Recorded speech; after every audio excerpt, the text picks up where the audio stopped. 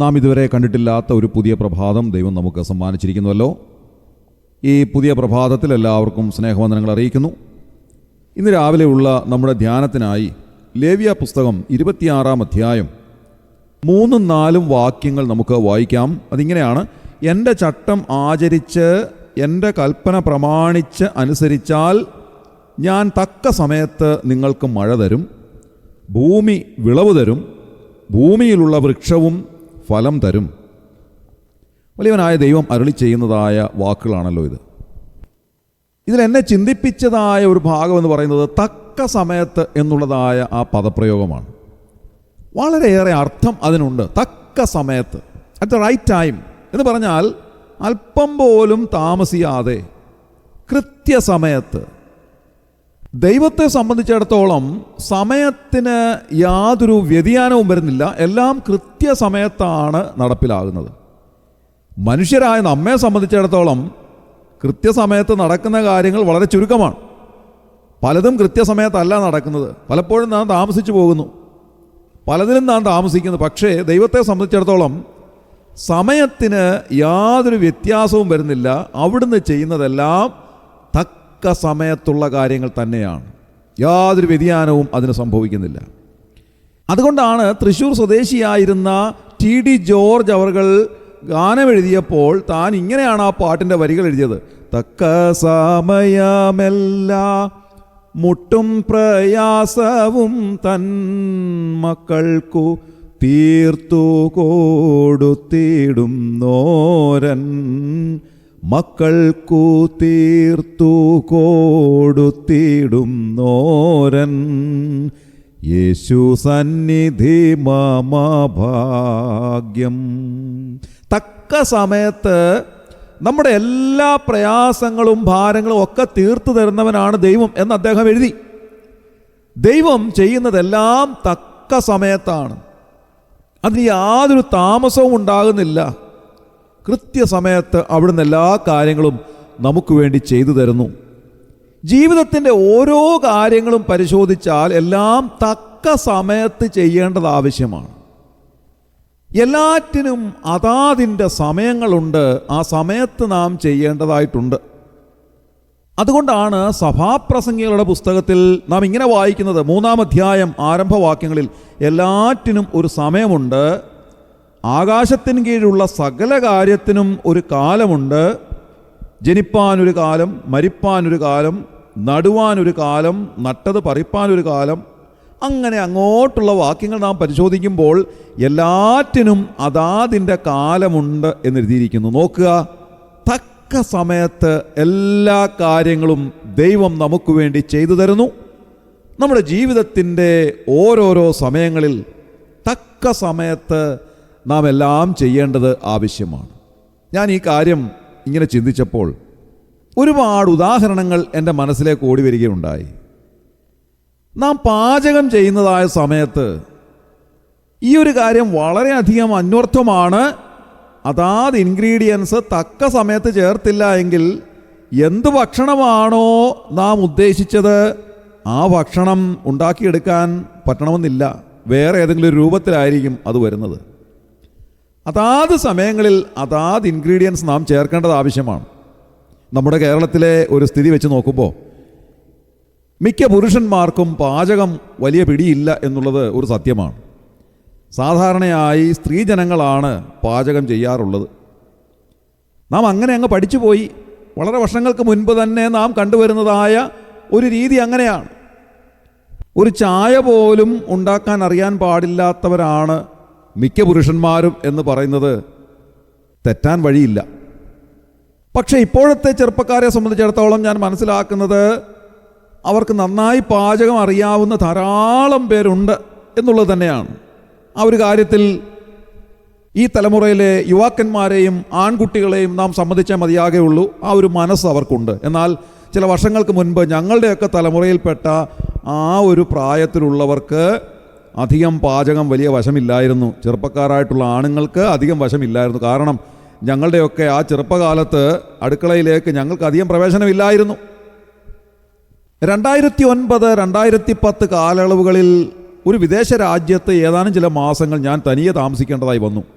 ആ സമയത്താണ് പാചകത്തിൻ്റെ മഹത്വം എനിക്ക് മനസ്സിലാക്കുവാൻ സാധിച്ചത്.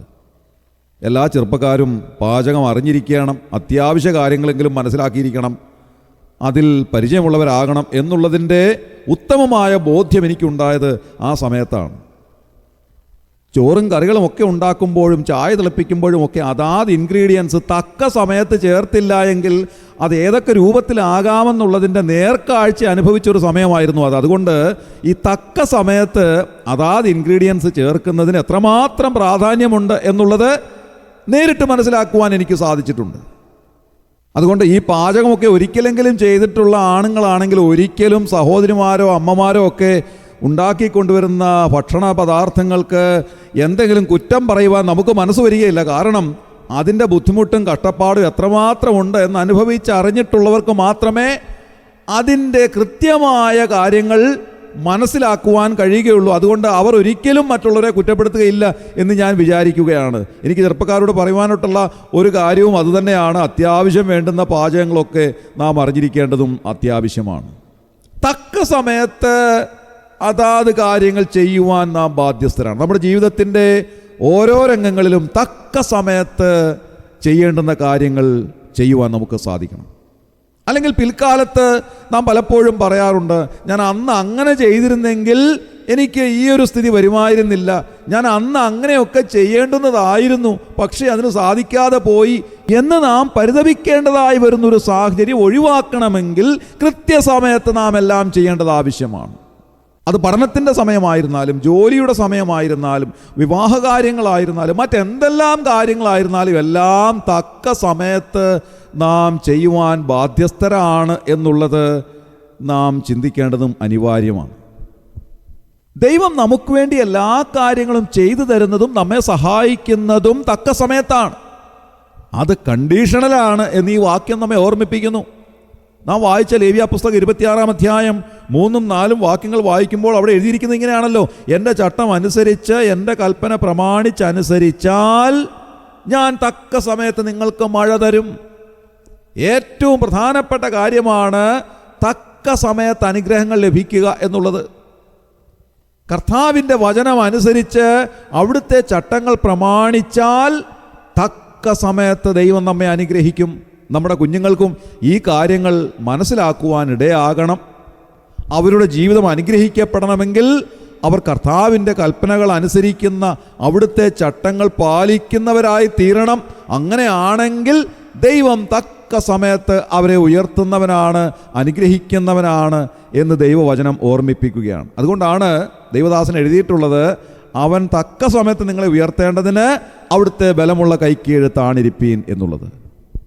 1 പത്രോസ് 5-ാം അധ്യായം 6-ാം വാക്യത്തിലാണ് നാം ഈ വാക്യം വായിക്കുന്നത്. റോമാലേഖനം 5-ാം അധ്യായം 6-ാം വാക്യത്തിൽ നാം വായിക്കുന്നത്, നാം ബലഹീനരായിരിക്കുമ്പോൾ തന്നെ ക്രിസ്തു തക്ക സമയത്ത് അഭക്തർക്ക് വേണ്ടി മരിച്ചു എന്നാണ്. നോക്കുക, ദൈവം എല്ലാം തക്ക സമയത്ത് ചെയ്യുന്നവനാണ്. ഇന്ന് രാവിലെ ആ കർത്താവിൻ്റെ അരികിലേക്ക് നമുക്ക് അടുത്ത് ചെല്ലാം. തക്ക സമയത്ത് നമ്മെ അനുഗ്രഹിക്കുന്ന ദൈവം, തക്ക സമയത്ത് നമ്മെ ഉയർത്തുന്ന ദൈവം.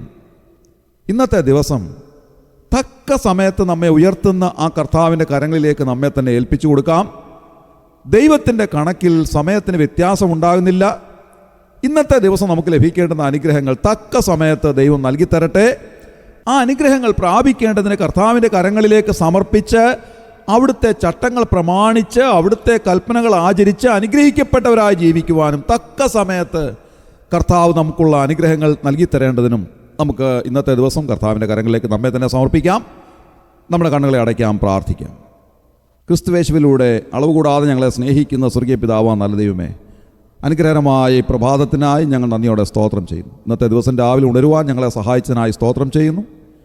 കഴിഞ്ഞ രാത്രിയിൽ ഞങ്ങളെ ഭദ്രമായി പരിപാലിച്ചതിനായി ഞങ്ങൾ നന്ദി പറയുന്നു.